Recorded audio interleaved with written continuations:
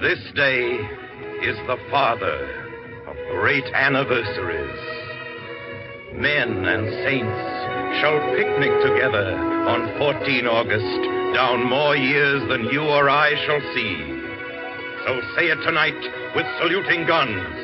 Say it with roses. Say it with a hand clasp, a drink, a prayer. Say it any way you want, but say it! Say it!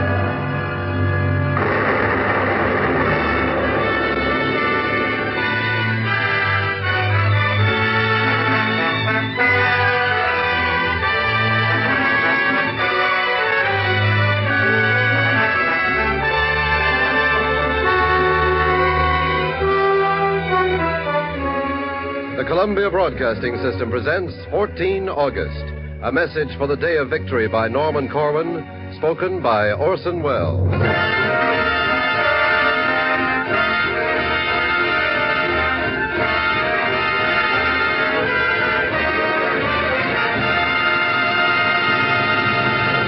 Congratulations for being alive and listening on this night. Millions didn't make it. They died before their time, and they are gone and gone. For the fascists got them. They are not here, but their acts are here. Hey, by the way, I'll get through this very quickly. I had lunch today with an old friend of yours, Ben Lyons, that I understand you knew in London during the war. Oh, I saw a great deal of him. Is he in Hollywood now? Yes, he is. He's here with B.B. Daniels, and he said to say hello to you. Oh, good. Give him my regards, please. I'll do that. Betty, every once in a while I see a reference to you as the Look. How did you earn that perceptive title? Well, the Look, Ed, came along at the same time as the Legs and the Leer and the whatever, what have you. The From Down Under look, as Mr. Bogart named it, came in a very odd fashion. It came because I was so nervous when I started to work in pictures that I felt that the only way to steady myself was to give the look, which is this. Miss Bacall, what do you consider the best picture you were ever in? Well, the best picture I ever was in was For Sentimental Reasons to Have and Have Not, and for other reasons, I suppose, How to Marry a Millionaire. But the best still picture I ever was in, if you care to see it, I'll be happy to show it to you. Yes. I can guess what it is. This is it, Ed. And I'm sure that you will recognize that it's Harry Truman on the right and little me on the left. Yes. And it came about, I was asked to appear at the National Press Club in Washington one afternoon, and the Vice President of the United States, Harry Truman, was going to be there at the same time. He was asked to play the piano, and suddenly a voice from the unknown, from the Never Never Land, came and said, would you please sit on the piano? I did sit on the piano, and this is the result. It's a wonderful memento for me. I'm very happy about it. I don't know how Mr. Truman feels, but... Bogart and Bacall moved into a white brick mansion in Holmby Hills, and he bought a 55-foot yacht called the Santana from Dick Powell, spending about 30 weekends each year on the water. With World War II over, Bogart wanted to do more radio. On September 17, 1945, he hosted an audition for a new mystery thriller program called Humphrey Bogart Presents. Good evening, ladies and gentlemen. This is Humphrey Bogart. Tonight's author, James M. Cain. Tonight's story, Dead Man.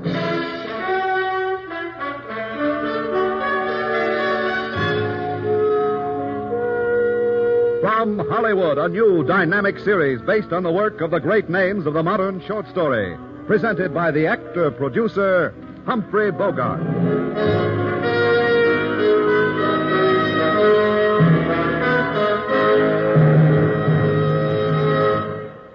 Actor-producer. Well, that's a moniker I'll have to get used to. You know, when an actor turns producer, searching for material becomes one of his main jobs. And one of mine is to read stories of all kinds. Adventure, romance, mystery, comedy. Always looking for strong yarns.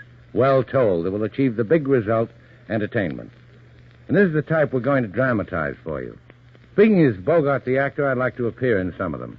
This is especially true of the one we're going to bring you tonight by James Cain. Jim's a great student of human nature. That's evident in his novels like The Postman Always Rings Twice, Serenade, Double Indemnity, and The Moth. He doesn't write short fiction often, but in this piece, which appeared in the old American Mercury, you'll find the offbeat qualities that have made him famous. He got the idea for Dead Man one night waiting for a freight train to pass. There were some hobos perched on top of it, and, well, that's our story. But before we start, how about a word from High Averback? In this spot each week, we would have an opening commercial, followed by a short billboard. Now, for the first time on the air, James M. Cain's great short story, Dead Man, with Humphrey Bogart as Larry Knott and William Tracy as Lucky.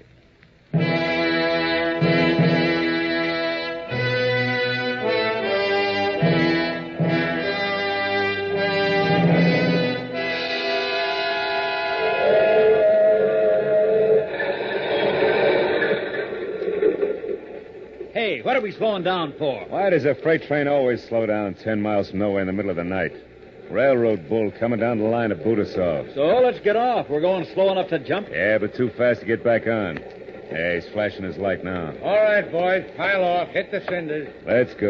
Okay. Hey, what happened to that kid that was on here? I didn't see him jump. He climbed down in the coal chute. Hey, kid, the bull's coming. You can't hide from this guy. He's sitting in the chute. Okay.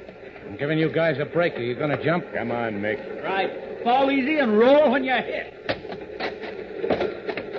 Try to be a nice guy and they walk all over you. Anybody down that coal chute? All right, wise guy, climb out of that chute. Turn off that I'll flashlight. turn it off, you little punk. Come out. Let go of me, you big ape. Hide out on me, will you? I try to give you a break and you hide out. Oh, right. Look out. Look out. The bottom of the chute is open. Look. Oh, we'll fall. You'll go with me.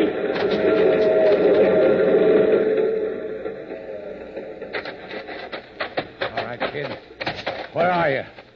You're not getting away from me. Let me go. Why don't you let me go? You had your chance. Larry Knott ain't losing his job for a punk like you. You'll do a bit and a clink for this. You gotta get me there first. Now, big guy, this might even things up. Kid, put down that spike. I'll put it down.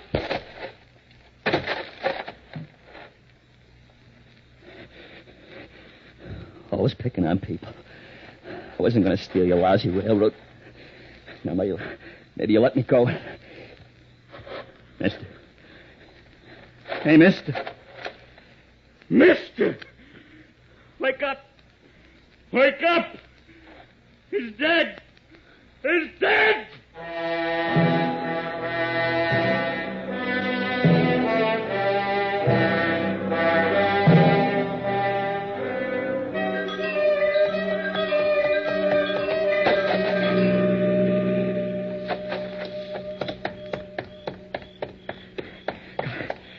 Got to get back to Los Angeles before morning. See how far on this road sign. 17 miles. You better keep running, kid. You got a long way to go. Where are you? Who is it? It's me, kid. You know where I am. You left me there. Look, I didn't mean it. I didn't mean it. No, but you did it. Now you gotta run. You gotta run for the rest of your life. Just L.A., that's all. I'll be safe here, you understand? I'll be safe. You can't beat this, kid. I can. I ate 2 meals yesterday in the soup kitchen. If I get back in time for breakfast, they'll remember me. Nobody will ever know I left the town. Nobody. Nobody. You'll know it, kid. And I'll know it. We'll always know it. You better run, kid. You can't hurt me. You're a dead man. You're dead. You're dead.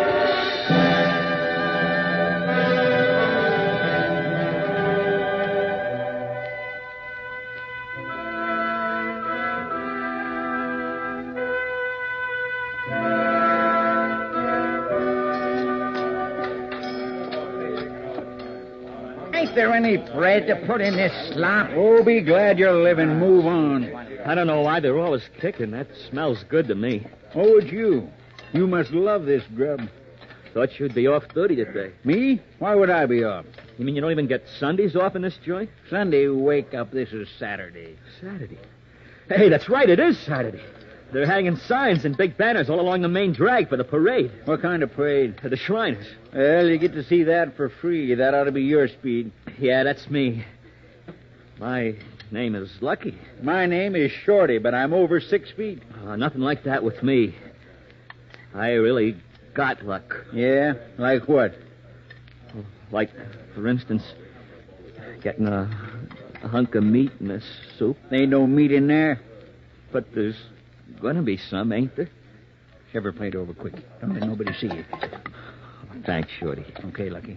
Don't let them guys see the meat. Back of the hall ain't lighted. Grab a table back there. Sure.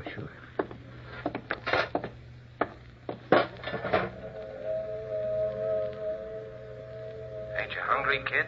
Why don't you eat? I'll eat. You'd better. You'll need strength. You gotta have strength to keep moving. I made it here. I'm all right. Sure.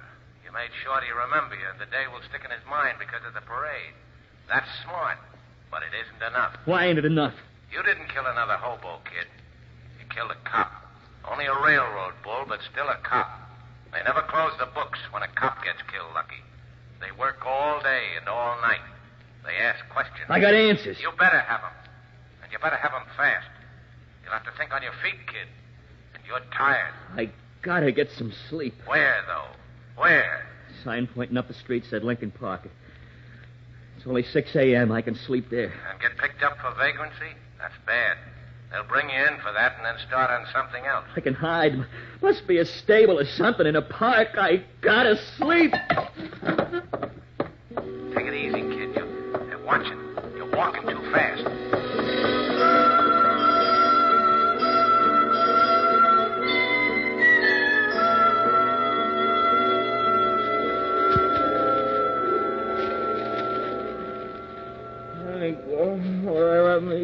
Let me sleep. Go away. Let me sleep. Time to get up, son. There's a man here to see you. Mom, I didn't do anything honest. It was a mistake. You shouldn't have left home, son. I begged you not to go. Now the man is here. Tell him to go away. Tell him I'm sleeping. I'm sleeping too, Lucky. Go away. Leave me alone. No. I want you to get ready for what's coming. Where did you spend last night, kid? In a flop house. Yeah, which one? I didn't pay no attention to the name. It was just a flop house. Where was this flop house at, Lucky? How should I remember? I never been in L.A. before. I don't know the names of no streets. What did the place look like? Looked like a flop house. You think they'll buy that? What did the place look like, Lucky? What did it look like? Let me go! Let me go! Let me go! Let me go! Let me go! Hey, what's going on in here? Help! Make him let me go! Be quiet, he won't hurt you. All right, Goliath, put him down. Down!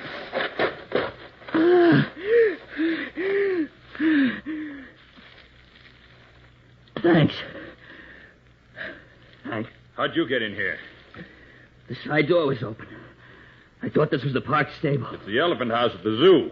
What are you doing here? I just wanted to sleep, that's all. You're lucky you weren't stepped on in that hay. One of them might have rolled right over on you during the night. During the night? Yeah, I was here all night. They might have killed me. They got a good mind to call the cops and turn you in. No, please don't do that. I'm broke. I couldn't go anyplace else. Give me a break. If I find a job, I'll be okay. All right. Now get out of here and stay out. Thanks. Thanks a lot. I'll get a job. I'll be all right. Well, you're going to get a job, eh? Why didn't you do that yesterday instead of hopping that freight? I won't know about the freight if I get a job. If a guy killed somebody, the cops wouldn't expect to find him looking for a job. 2 hours sleep in there. That wasn't much. It was enough. I'm young. I'm strong. You're running again, kid. You're running again.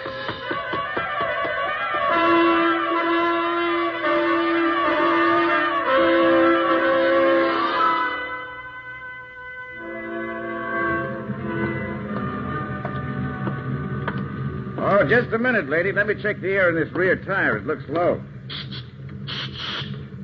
Ah, she's all right now. Thanks, and hurry back. Hello? Hello. What can I do for you? Oh, what's chances I'd get my job around here? If you mean right here in this service station, the chances are nothing flat. Why not? The sign says you're open 24 hours a day. I work 12. My brother-in-law works the other 12. We don't need any help. I ain't asking much, and you could both cut down on your hours. Look, brother, I know it's tough, but I got troubles of my own. I'm barely making a living myself. Here's 2 bits for something to eat. That's all the help I can give you. I ain't asking for a handout. I want a job. If my clothes were better, would that change your mind? Even if the morning paper said you'd been elected one of the 10 best-dressed men in Hollywood, the answer would still be no. I haven't got enough to do myself. Well, suppose I get better clothes. Would you talk to me again? I'm a registered Democrat. I'll talk to anybody. but I'm not hiring. I'll be back when I get better clothes. What's your name? There, right over the station. Hook. Oscar Hook. Thanks, Mr. Hook. Just got an idea I can talk myself into a job. Well, don't waste your time. Here, take the 2 bits. All right, thanks. I'll work it out for you when I come back. Stop trying to shove me out of my own business. Good luck, kid. Thanks.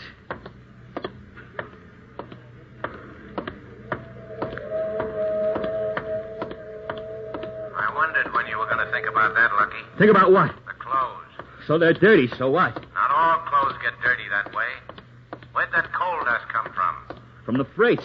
What does that prove? Well, don't you know there isn't much coal brought into Southern California? That car may be the only one in 6 months. And I was killed on it, Lucky. Better think of something else, kid. You better think of something else. I'll get rid of these clothes. I'll get others. That won't be easy. Lots of people have seen you in those clothes. I told you how cops work. Coal dust on your clothes, and there was coal dust on mine. I got it all over me, too. And you got no money to buy new duds. I'll get them. I'll go down to the cheap stores. Somebody will trust me. Maybe. But the cops will be looking for somebody with coal dust on his clothes. They'll check the stores. You'll be easy to remember, Lucky. You'll be very easy to remember. I'll take a small store. They can't check them all. They can't check them all.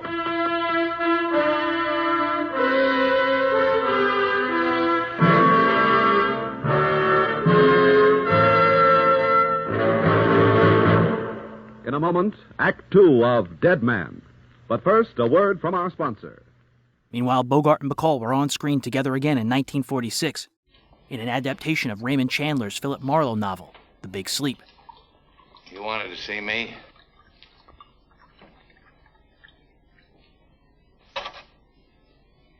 So you're a private detective. I didn't know they existed except in books, or else they were greasy little men snooping around hotel corridors. Ah, you're a mess, aren't you? I'm not very tall either. Next time I'll come on stilts, wear a white tie, and carry a tennis racket. I doubt if even that would help. Now, this business of Dad's, think you can handle it for him? It shouldn't be too tough. Really? I would have thought a case like that took a little effort. Not too much. What will your first step be? The usual one. I didn't know there was a usual Oh, one. sure there is. It comes complete with diagrams on page 47 of how to be a detective in 10 easy lessons, correspondence school textbook, and your father offered me a drink. You must have read another one on how to be a comedian. Hear what I said about the drink? I'm quite serious, Mr. Marlowe. My I father's said your not. father- Help yourself. Now, look, Mr. Marlowe. My father's not well, and I want this case handled with the least possible worry to him. That's just the way I was going to handle it. I see. No professional secrets. No? I thought you wanted a drink. I changed my mind. Then what?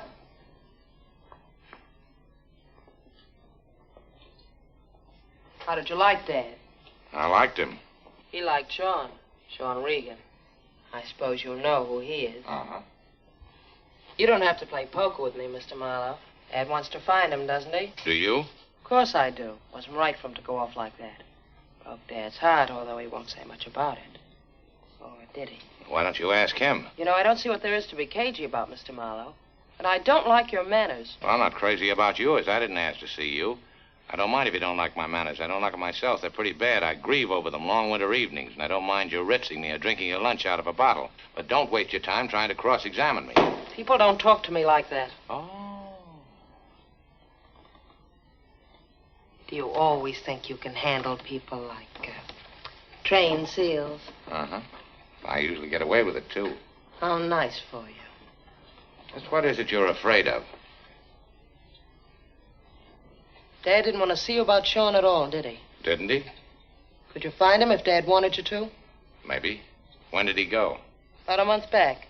Just drove off one afternoon without saying a word. They found his car parked in some private garage. They? Who's they? Dad didn't tell you then. Oh, yes, he told me about Regan, but that's not what he wants to see me about. That's what you've been trying to get me to say, isn't it? I'm sure I don't care what you say, Mr. Marlowe. I'm wasting your time. Goodbye, Mrs. Rutledge.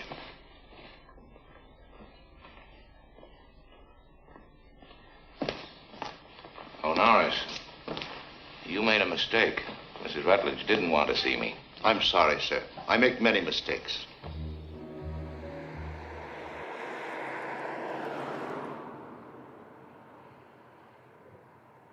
During World War II, comedy, drama, news, and variety dominated the radio dial. But after the war, detective shows gained network popularity as programming shifted to smaller studios. They were considered a good deal for advertisers. Well, Sam Spade is the detective of Dashiel Hammett. He is the hero of The Maltese Falcon. Right. The opening line in The Maltese Falcon of the novel is, "My name is Sam Spade."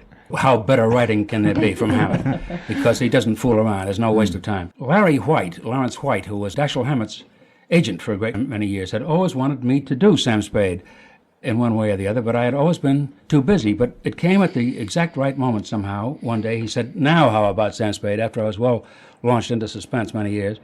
And I said, "Sure, let's do it." Although Bill Spier was entrenched at CBS, he still had ties with his old agency, Batten Barton, Durston and Osborne, as well as with Lawrence White, Dashiel Hammett's literary agent. Both ABC and CBS wanted to bring the adventures of Sam Spade to the air. Initially, everyone wanted Bogart to be the star. The original plan had been first possibly to use Humphrey Bogart, who had played Sam Spade, of course, in the most famous version there ever will be of Sam Spade in movies. And Bogey perhaps would have been available. He would have cost us at that time $3,000 a week, which in radio was, and certainly is, big money. This whole Sam Spade show, the whole suspense show, never cost over $5,000 or $6,000.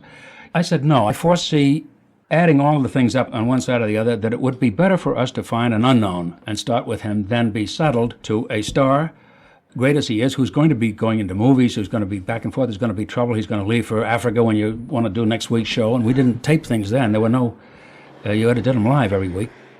Even with Bogart's drawbacks, it was assumed no other actor could fill Spade's shoes. Auditions were still held in April of 1946. Enter Howard Duff. And I found Howard Duff, who had played numerous parts in the cast of Suspense and other shows that I did. We did the audition, and it was sold, I think, within 48 hours. I was very hot, if I do say so, at the time, and they were waiting for a show from me, and Sam Spade got started. An audition was recorded on May 1st. I suppose we should begin at the beginning. I hadn't been out of the Army too long. They had this audition for this, what we thought was going to be a pretty good show. And everybody in town, all the so-called leading men, I guess, auditioned for it. And I was lucky. Apparently my voice quality I had appealed to Bill and the sponsors, I suppose. And I got it anyway, and went on for practically scale, but that didn't matter in those days. It was a good idea to do it. And then the show kind of gradually began to take off. In June, Wildroot officially signed on as sponsor.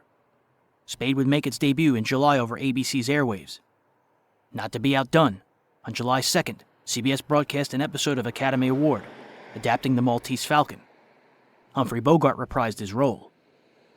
We heard the opening portion earlier in this episode of Breaking Walls. Here's the close. You don't? That's too bad. Well, sir, the shortest farewells are best. Adieu. And to you, Miss O'Shaughnessy, I leave the rare avis there on the table as a little memento. The Maltese Falcon. All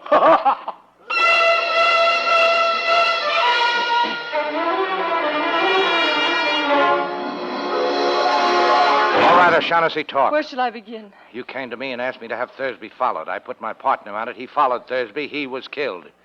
You must have told Thursby he was being followed. I told him, yes, but please believe me, Sam, I wouldn't have told him if I'd thought Floyd Thursby would kill your partner. Miles hadn't many brains, but he had too many years' experience as a detective to be caught like that by a man he was shadowing up a blind alley with his gun tucked away in his hip and his overcoat buttoned.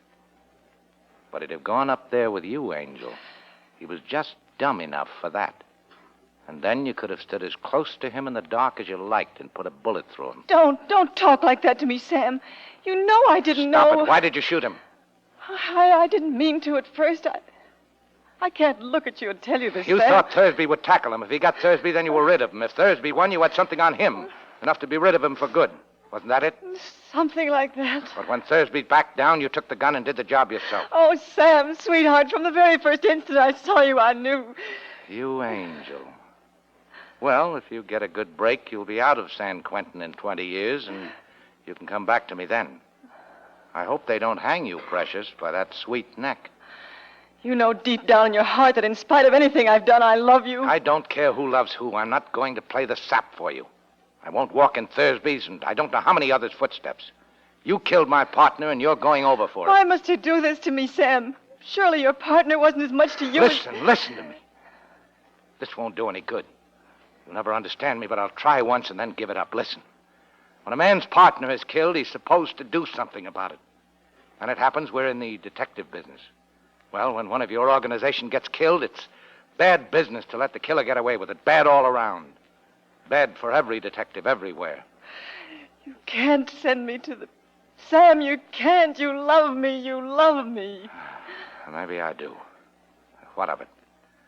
Maybe next month I won't. I've been through it before. I'll have some rotten nights after I've sent you over, but that'll pass. I want you, sure, but I won't take you at the price because all of me wants to, regardless of consequences. Because you counted on that with me the same as you counted on that with all the others. Sam, darling, kiss me, kiss me. Sure. Sure, baby.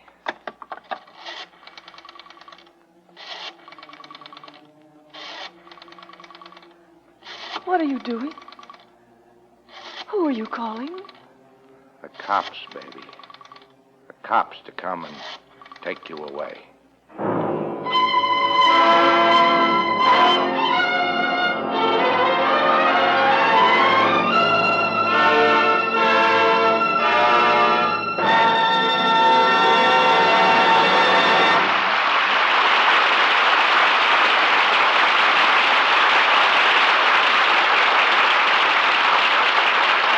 Just as thrilling as tracking down some fabulous treasure is the search for the unknown which goes on unceasingly in the Squibb Research Laboratories.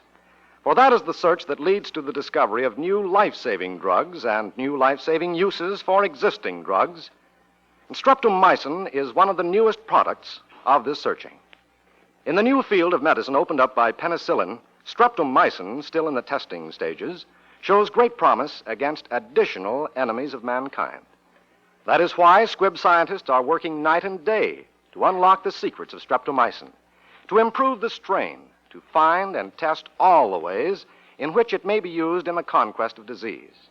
It is this same questing spirit, this refusal to stop anywhere short of perfection, that inspires all endeavors of the House of Squibb. It is one reason why, wherever you come across it in the service of human health, Squibb is a name you can trust.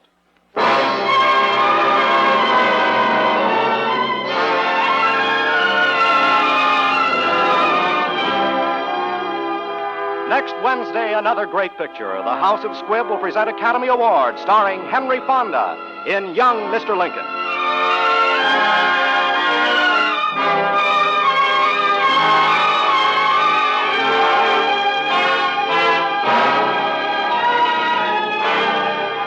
Today's performance of The Maltese Falcon was written for radio by Frank Wilson, with an original musical score composed and conducted by Leith Stevens.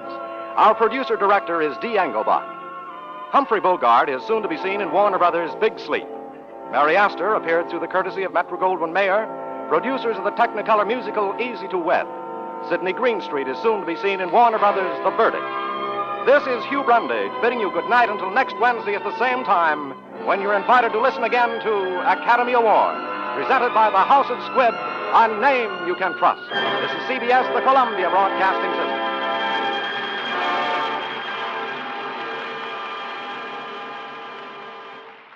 Meanwhile, on October 14, 1946, Bogart and Bacall reprised their roles from To Have and Have Not for the Lux Radio Theater. Lux presents Hollywood.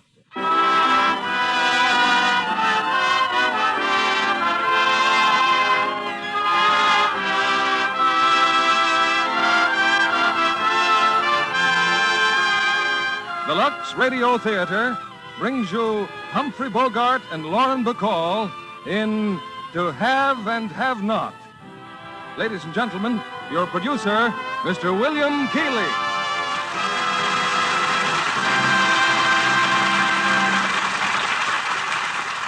Greetings from Hollywood, ladies and gentlemen. We've had many premieres on the Lux Radio Theater. And tonight, on our 12th anniversary, we bring you one of Hollywood's most fascinating couples, together for the first time on the air. They are Humphrey Bogart and Lauren Bacall. co-starred in Warner Brothers' thrilling screenplay, To Have and Have Not. To Have and Have Not is a story of intrigue and action, with Lauren Bacall in the sultry and romantic role that won her instantaneous acclaim. To bring the Bogart family to rehearsals, we had to lure them from their brand new mountain home, where, along with a dog, 14 chickens, and 8 ducks, they are still in the process of getting settled. No phone as yet, no tables, and no drapes. But if you should drop in on a friendly visit of inspection, as I did, you'd find Lux Flakes doing their part in washing curtains, bedspreads, blankets, etc., etc., etc. When I commented on this fact, Bogey assured me that on his 54-foot yawl in Newport Harbor, which is the Bogarts' home away from home, Lux Flakes are a standard part of the equipment, making this family loyal to Lux Flakes on land and sea. It's curtain time, and here's the first act of To Have and Have Not, starring Humphrey Bogart as Harry Morgan and Lauren Bacall as Mary Browning.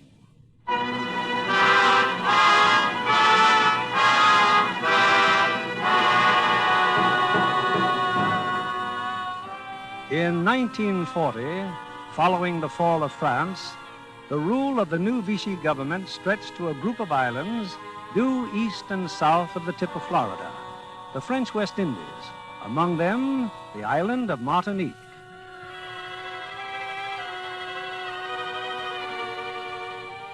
It's early evening. At a little town on the Martinique coast, a boat has just come into port. All right, Eddie, tie her up. That's what I'm doing, Harry. Tying her up good. Well, Mr. Johnson, want to go out again in the morning? No, I'm fed up with this kind of fishing. Yeah, I can see how you would be. You hook a couple of marlin that any good fisherman would give his life to tie in when you lose them both. Yeah, Mr. Johnson, you're just unlucky. Shut up, Eddie. About my bill. 16 days plus the rod and reel you lost overboard. The fishing tackle's your risk. Not when you lose it the way you did. I paid for the rent of it every day. Now, look, if you hired a car and ran it over a cliff, you'd have to pay for it. Well, that's entirely different. Not if you was in it. That's a good one, Harry. Yeah, that's a good one, Eddie. Now, look, I'm not You trying lost to... that gear through carelessness. It cost me $275. Then there's 16 days at 35 a day. That's a total of $835. I'll go to the bank in the morning. I was figuring you'd pay me off tonight. I don't keep cash like that at the hotel. Okay. Well, let's go up and have a drink. Yeah, why not? All right, lock up, Eddie. You mean I can't go with you? That's just what I mean. That drunken old fool. Hey, look, Mr. Johnson, Eddie's my worry, see? Now, don't you worry about Eddie. Well, are you coming or not? Yeah, I'm coming.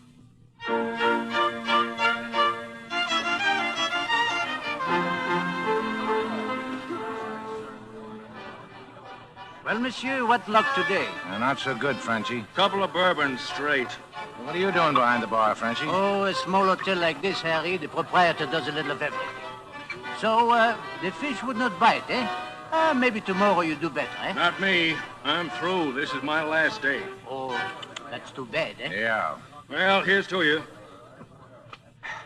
I'm going to wash up. Oh, that bill was $835. $835. Oh, Johnson. Yeah?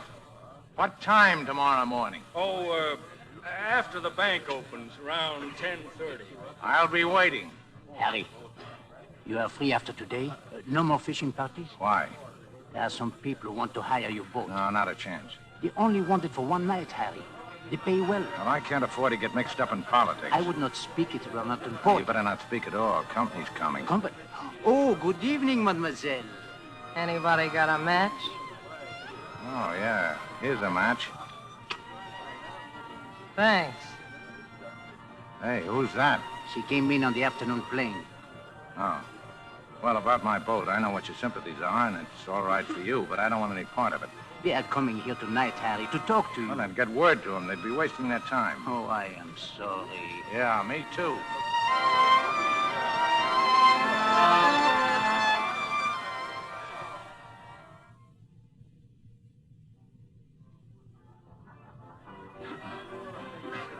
Harry, I've been looking all over for What's doing, Frenchy? Those men wanted to see you. I was unable to reach them. Well, tell them when I get here. It is dangerous for them to come here at all, but to come here for nothing. Oh, you don't even listen. Well, I'm looking at my client, Mr. Johnson. What's that dame doing with Johnson? Dame? The one who was out of matches. Oh, she's been with Johnson all evening. Her name is Browning, Marie Browning. Oh, she's leaving. Yeah, so am I.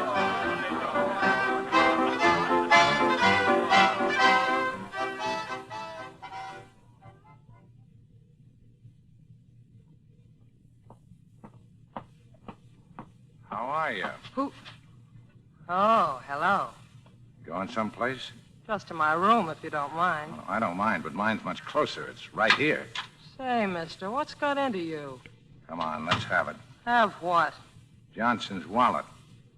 I want that wallet, Slim. I'd rather you wouldn't call me Slim. You see, Steve, I'm a little too skinny to take it kindly. Now quit the baby talk and hand it over. I didn't know you were a hotel detective. Johnson's my client. He didn't speak so well of you. Well, he's still my client. Here. That's more like it. Johnson owes me money. You know, you ought to pick on somebody to steal from who doesn't owe me money. He dropped his wallet and I picked it up. And you were going to give it back to him. No, I wasn't. I don't like him. No, that's a pretty good reason. Besides, I need boat fare to get out of Martinique. That's another good reason. Well, what's in it? $60, a plane ticket, and $1,400 in traveler's checks. Did you expect more? That bird owed me $835. And he said he'd have to go back to the bank tomorrow, and all the time he's got a ticket on a plane leaving at daylight. Then I've done you a favor. That's right. But I'm entitled to something.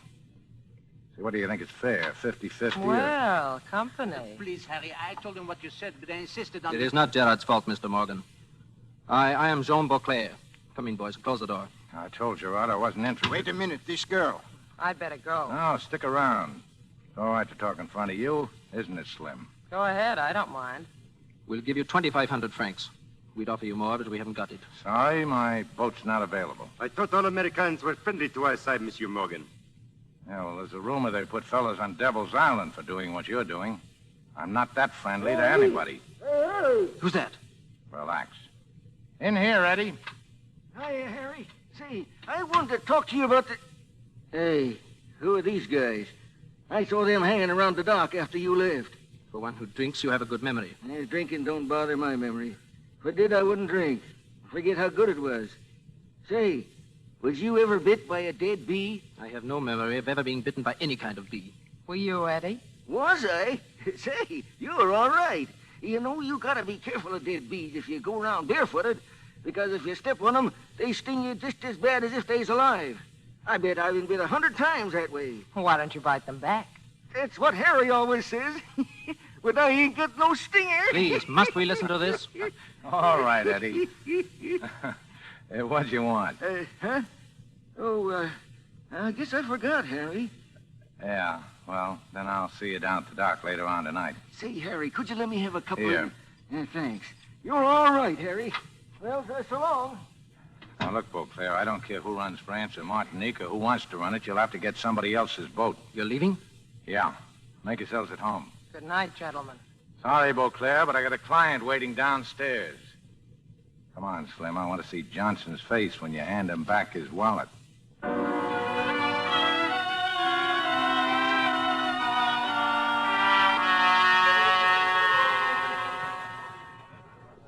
there he is, still sitting at the same table. Hey, where you been? I've been looking all over for you.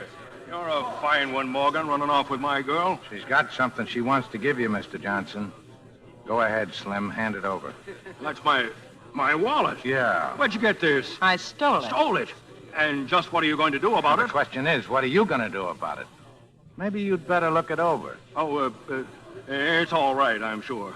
Oh, you better be sure the plane ticket's still there. Goodbye, Mr. Morgan. You're not staying, huh? No, we're not staying. Excuse the interruption, Mr. Johnson. Now, look, I was going to pay you off. Sure, you were going to sign some of those traveler's checks, weren't you? I wouldn't skip out on you. Yeah, well, here's a pen. Start signing. 835. That's right, 835 bucks. Unless they do. Oh, what's that? What's going on there? Police. Look, Steve, those men were just in your room. They're after Pipe down, baby, and duck quick.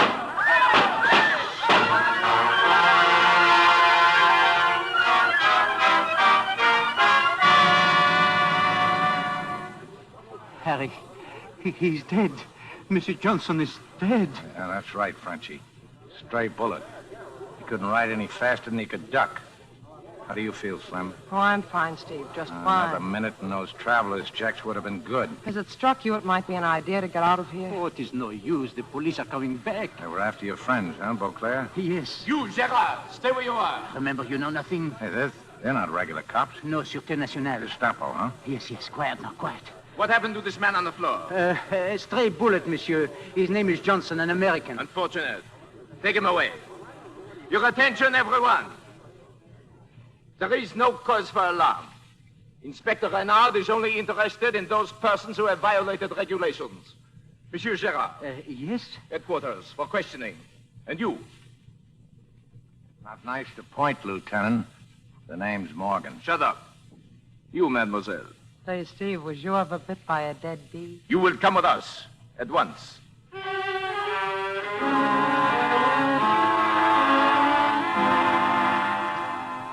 Hello? I don't know. Yes, later. Now then, you were saying, Monsieur Morgan, you did not know those men. That's right, Inspector. What was your connection with the dead man, Monsieur Johnson? He chartered my boat. But he was leaving Martinique in the morning, eh? Oh, his wallet here. There is no money in it, only traveler's checks. Yeah, well, there was some money in it. $60. I took it. Why? Because he owed me over $800. You will surrender it, please. Oh, wait a minute. And your passport. Do not be concerned. If your claim is just, it will be returned. That is all at the moment. Mademoiselle? Yes? Mary Browning, American, age 22. How long have you been in the city? I arrived by plane this afternoon. Residence? Hotel Marquis. Where did you come from? Trinidad. Alone? Yes. Why did you get off here? To buy a new hat. Why? To buy a new hat. Read the label. Maybe you'll believe me then. I never doubted you. It is your tone that is objectionable. I will ask you again. Because I didn't have money enough to go further. Where were you when the shooting occurred? I was in... You don't have to answer that stuff. Shut up, you. Don't answer I it. told you to shut up. Go ahead. Slap me. Monsieur Morgan, we wish merely to get to the bottom of this affair. Well, you never do it by slapping people around. It's bad luck. We shall see. If we need to question you further, you will be at the hotel? Well, you've got my dough and my passport. I'm stuck. By the way, what are your sympathies? Minding my own business. May I suggest I don't that need any advice about continuing to do it either. Let's go, Slim.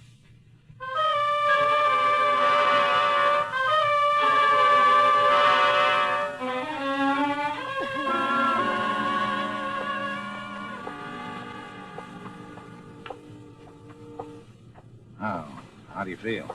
I'm breathing fresh air again, but I don't understand all this. What's it about, Steve? Well, you see that character Renard works for Vichy. You know what that is. Yeah, something you put in a drink, isn't it? Yeah, that's close enough. Well, the other fellows, the ones they were shooting at in the hotel, they're free French. Most of the people on the island are, but they haven't been able to do much about it. You know, I could use a drink. Well, there's a cafe across the street. Let's... Uh-oh, I forgot. No dough. Those guys cleaned me out, remember? Maybe I can do something about that. Another Mr. Johnson, maybe. Oh, any objections? Well, if you're that thirsty, go ahead. You don't mind? I'll wait out here. If I get tired, I'll be back at the hotel. You're not sore, are you? Oh, why should I be? I won't be long.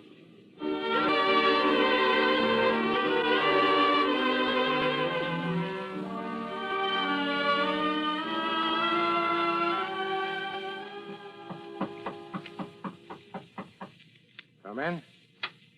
You didn't wait for me very long, did you? No. You're sore, aren't you? Why should I be sore? Well, I didn't behave very well, did I? Yes, you did all right. I see you got a bottle. There was a naval officer. I asked for a bottle, and he gave it to me. Just like that. Yeah, he was feeling good, but you're not. Now, look, I don't give I know. You don't give a hoop what I do. But when I do it, you get sore. After all, you told me to, you know. I told you. Oh, you said go ahead, didn't you? Yeah, that's right. I guess I did. Would you rather I wouldn't do things like that? Oh, why ask me? I'd like to know. Well, of all the All screwy... right, I won't do it anymore. Now, look, I didn't I say... know you didn't. Don't worry. I know what I'm doing. Yeah, well, as long as you do, sit down. How long have you been away from home? This is about the time for it, isn't it? The story of my life. Well, I got a pretty fair idea already. Who told you? You did? That slap you took from Raymond, you hardly blinked an eye. It takes practice to be able to do that. The next time I get slapped, I'll be sure to do something about it. Hey, you forgot your bottle. I don't want it. Who's sore now? I am.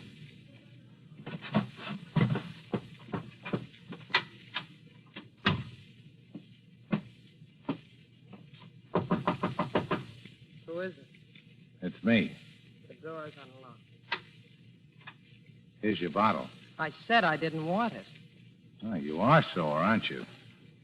I asked you a question. You didn't answer me. I said you're sore, aren't you? Look, I'm tired. I'd like to get some sleep. What's made you so mad?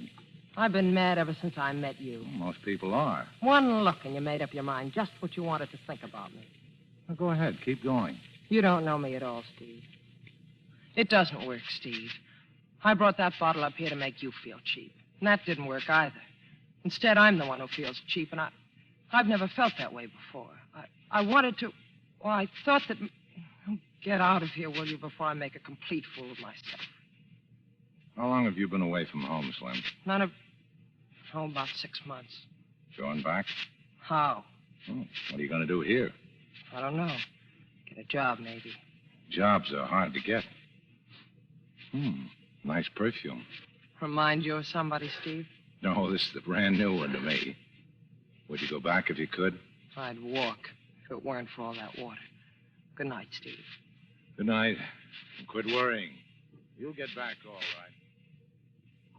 right. Could I see you for a minute? What the... Oh, all right. Open the door. Here's that bottle again.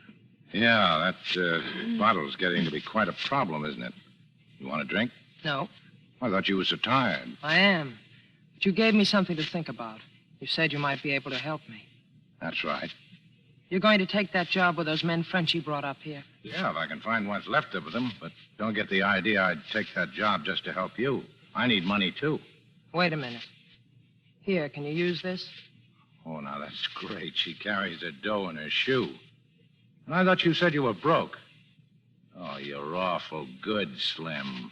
I'd walk home if it weren't for all that water. Who was the girl, Steve? Who was what girl? The one who left you with such a high opinion of women. You think I lied to you about this money, don't you? Well, there's $32 here. Not enough for boat fare or any other kind of fare. But you can have it if you want it. I'm sorry. I still say you're awful good, and I wouldn't... I know. You wouldn't take anything from anyone. You know, Steve, you're not very hard to figure. Only at times. Most of the time, I know exactly what you're going to say. The other times, you're just a stinker. What'd you kiss me for? I've been wondering whether I'd like it. What's the decision? I don't know yet. You know now? Well, that was better. You're sure you won't change your mind about the money? Uh-huh. The money belongs to me, and so do my lips. I don't see any difference. Oh, I do. Okay. You know you don't have to act with me, Steve. You don't have to say anything, and you don't have to do anything. Not a thing.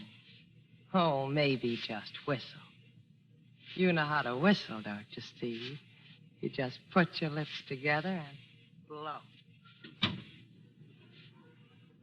You just put your lips together and...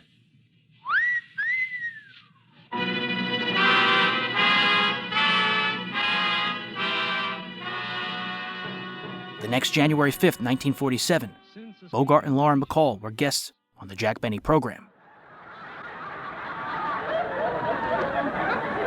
That's because it was dark. Now, let's see. Oh, that must be Miss Bacall now. Rochester, you answer the door. I want to sit down and make myself look alluring. I mean, relaxed. There, how do I look? Fine, boss, but aren't you overdoing it with that rose in your teeth? Rochester. What are you laughing at? Ramona Benny. The rose is for my lapel. Oh, answer the door. Yes, sir. Is Mr. Benny at home? Yes, come right in, Miss Bacall.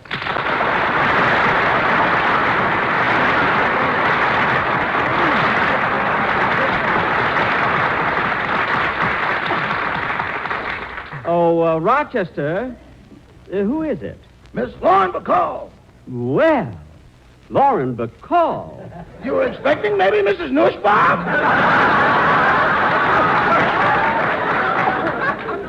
Rochester, you can get lost now. Yes.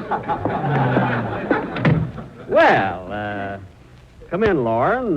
This is in flesh, indeed a pleasure. Make yourself comfortable. Sit down. No, thanks. I'll just lean here against the door. Gosh, Lauren, seeing you there reminds me of your first picture, The Have and Have Not.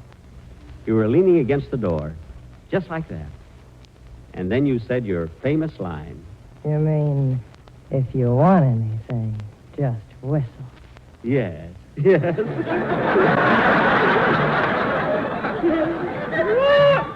Well, Lauren, shall we start rehearsing? No hurry, no hurry. You got a cigarette? A cigarette? Yes. Here you are. Thanks. Match? Match. You know, Lauren, that cigarette I gave you is a Lucky Strike. I know, and it's my favorite brand, too. Really? Yes. They're so round, so firm, so fully packed. So free and easy on the draw. Gee, F.E. Boone never sounded like that.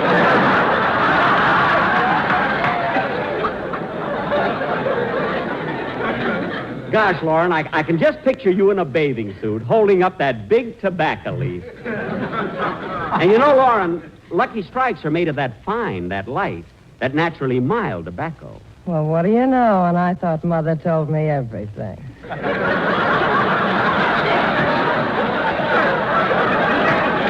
Well, live and learn. You must have learned a lot. Yes. Well, now, let's start rehearsing. Here's your script. We're going to do a sketch based on your picture, To Have and Have Not. You'll play the same part you did in the picture. Okay. Well, let's start. I'll take the first line. Wait a minute, Jack. I'm supposed to lean against the door. Oh, yes. I'm sorry. Well, we'll start again. You're sore at me, aren't you, Slim? Sure, Steve. I'm sore at you. I wanted to get even. I brought that bottle of brandy up here to make you feel cheap. But I'm the one who feels cheap. Well, you've only got yourself to blame, Slim. After all, what did I do? Nothing. What's more, you don't have to do anything. Oh, maybe just whistle. You know how to whistle, don't you, Steve? You just put your lips together and blow. No, Slim. I got a better use for my lips. Come here and let me kiss you. All right, but first take that rose out of your teeth. I'm so sorry. You know, I meant to put that in my lapel, in my lapel. Now let's start the scene over again. You're sore at me, aren't you, Slim? Sure, Steve, I'm sore at you. I wanted to get even. I brought that bottle up here to make you... Who brought what bottle up where? Phil! Hello, Curly. Well, St. Peter must have left the gate open, and look who fell out. Well, thanks. Oh, leave a lamp burning in the window, Mother. I may be a little late. Phil! Ah, yes, there's good news tonight. Phil! Well, introduce me, Jackson. Introduce me. All right. This is Miss Lauren Bacall. Lauren, this is my colleague, Phil Harris. Well, hoity-toity, I'm a colleague now. Yeah, now go already. Okay. Now, come on, Lauren. Let's take that kissing scene again. We'll take that kissing scene again. Let's start where I... who can that be? I left strict orders not to be disturbed. Mr. Benny, Mr. Humphrey Bogart's at the door. Humphrey Bogart? Oh, Jack, I forgot to tell you. Bogey said he dropped by here and picked me up. You know, he and I are married. I know. Who do you think played the violin at your wedding? Anyway, he can wait outside. We got a scene to rehearse, and we're going to do it. Hello, baby. Hiya, Jack.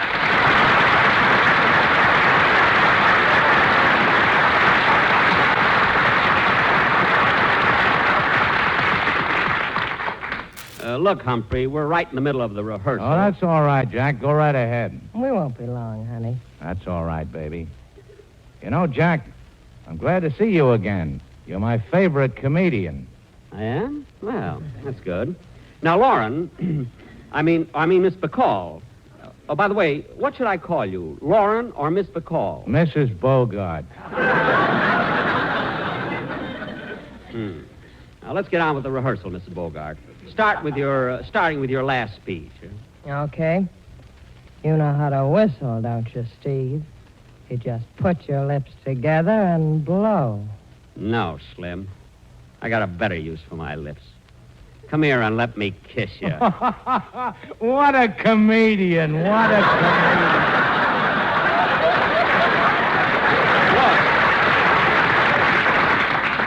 Look, Humphrey, I'm trying to... Mr. Benny, there's a telephone call for you. Oh. Well, pardon me a minute, folks. I'll be right back. How's it going, baby? Oh, brother. Yeah, I thought so. Say, baby, I want you to do something. What is it? When you get to kiss him, just put one arm around him and run your other hand through his hair. Why? I want to find out if he really wears one.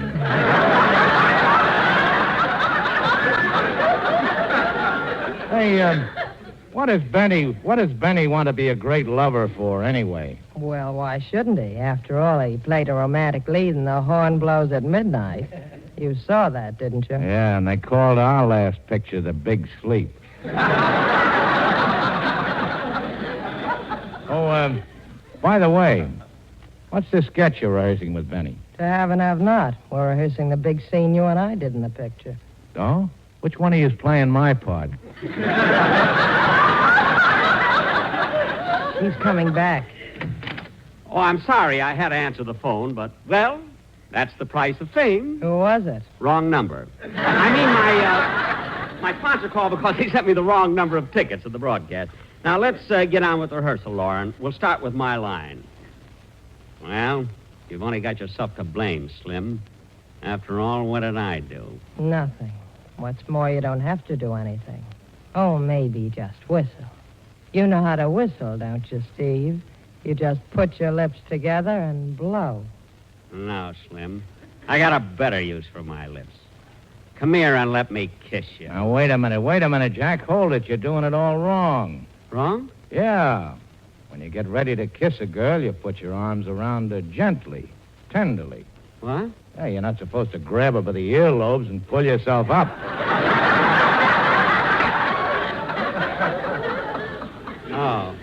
Oh, I see. And now watch me. Come here, baby. Read that line again. Okay. You know how to whistle, don't you, Steve? You just put your lips together and blow. No, Slim. I got a better use for my lips. Come here and let me kiss you.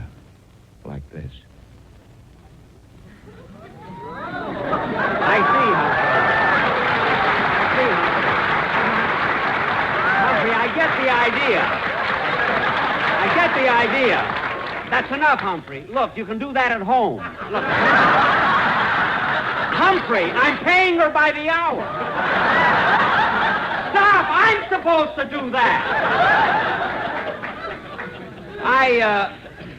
I get the idea now, Bogey. Let you and I take it again, Lauren. Say, Jack, our gin rummy game's over, so I thought I'd come in here and watch you rehearse. All right, but be quiet. Now, come on, Lauren. Start with your line again.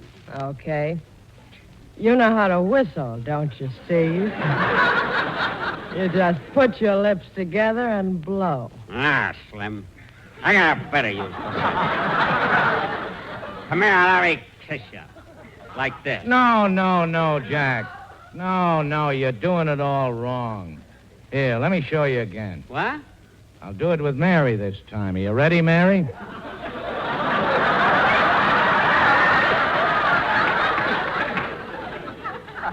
Am I ready? I was puckered up when I walked in here. But look, Mary isn't even... Come on, Mary. You take baby's line. Okay. You know how to whistle, don't you, Steve? You just put your lips together and blow. Oh, no. I've got a better use for my lips. Come here and let me kiss you. Like this.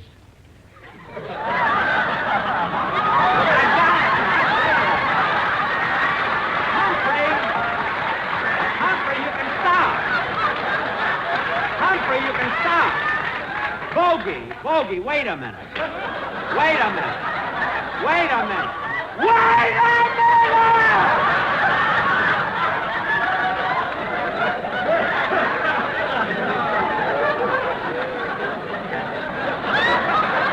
What is this?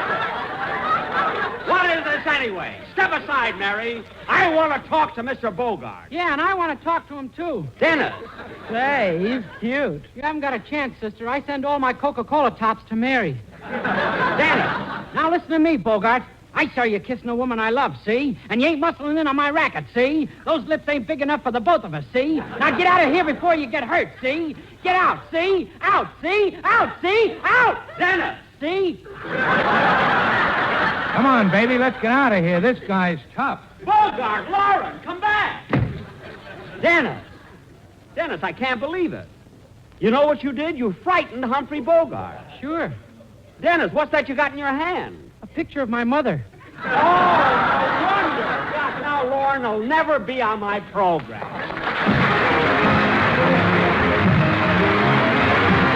Jack will be back in just a minute, but first here's my good friend, Mr. L.A. Speed Riggs.